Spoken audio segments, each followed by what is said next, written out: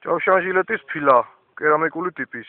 დასრულია SKS-ის კარაბინი. კარაბინი, სამაზარადნი კარაბინი სიმეონოვა. კალიბრი 7.62-39. პირველი ნასროლი. შუაში რვა. დაახლოებით 50 მეტრი. მეორე ნასროლი. ნახება.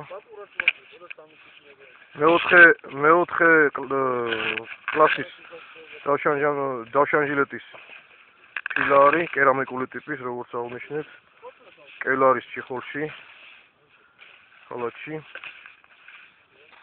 ეს პირველი ნასროლი, აი მეორე მხარე ზურგის მხარე.